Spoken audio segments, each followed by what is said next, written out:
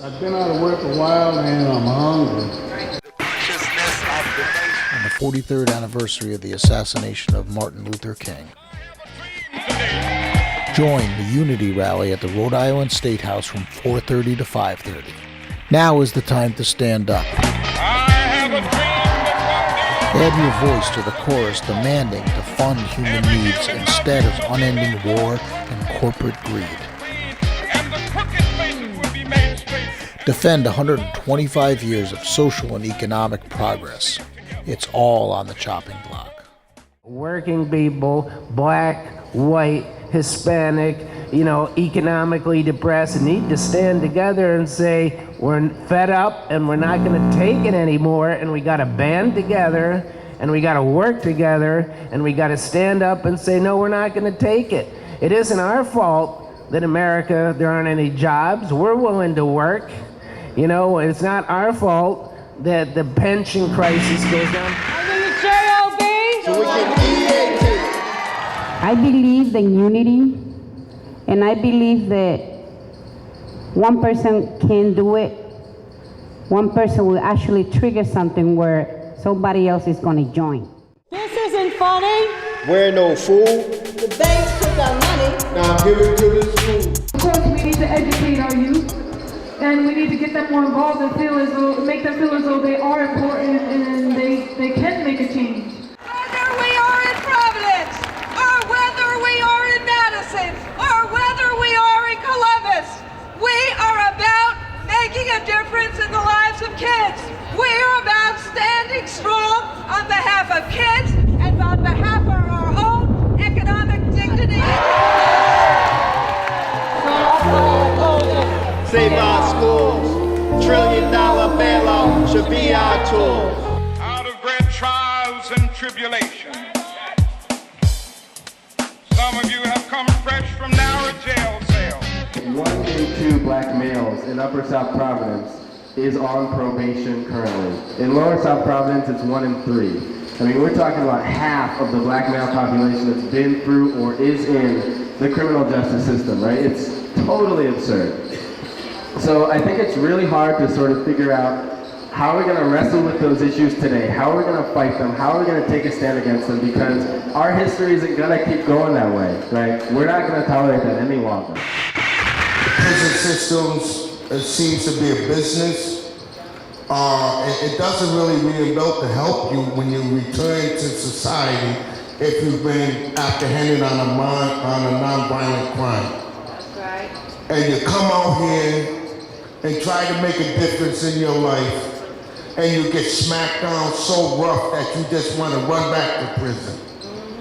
And that's what I've seen within the folks that's on the highways, that cleans up the highways and stuff, working for $2 a day, and that's slavery. Y estamos, y no nos vamos, y si nos echan, nos regresamos. 1, we are the people. 2, a little bit louder. 3, and we want justice for our people. For going forward, we need to start looking at this as a class struggle, okay? Working class struggle and the ruling class. Because if you look at the working class, that would give us more of a collective, common stream that connects us all together, right? The ruling class, the people with all the power, who has the money and the power to change things, and how that change doesn't reflect the people who are the ones that's part of the struggle. The only reason there is a struggle is because it's no balance there. There's not a balance. There's people who are given a lot and getting nothing. I have a dream that one day this nation will rise up. The Tunisian people inspired the Egyptian people, who inspired the Wisconsin people, who inspired us to come out today in defense of 75 years of social and economic progress, which is everything is on the chopping block, and we better stand up and stand together now. Every social and economic benefit, right, and law that we thought was sacrosanct is on the chopping block. From Social Security to Medicare and Medicaid, unemployment insurance, labor laws, GPA, food stamps, environmental protection, aid to the arts and humanities, public education, public housing, public transportation, all will be swept away if the working people of this country who fought for generations to make this stuff possible don't stand up now and fight for it. Wages have stayed the same or gone down since the 70s, and the cost of living has gone up and up.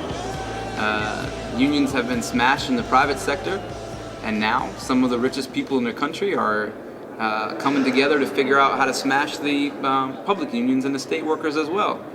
Social workers and teachers and laborers, janitors, clerks, all kinds of people. We can afford wars. We can afford tax breaks for rich people.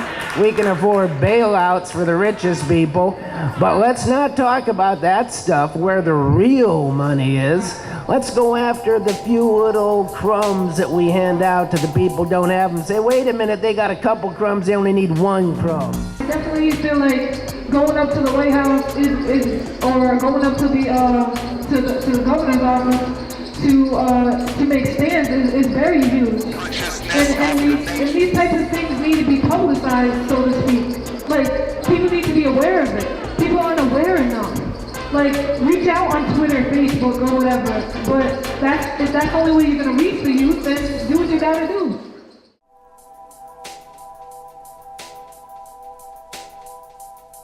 For the consciousness of the nation. So even though we face the difficulties of today and tomorrow, I still have a dream. It is a dream deeply rooted in the American dream. I have a dream that one day this nation will rise up and live out the true meaning of its creed. We hold these truths to be self-evident, that all men are created equal.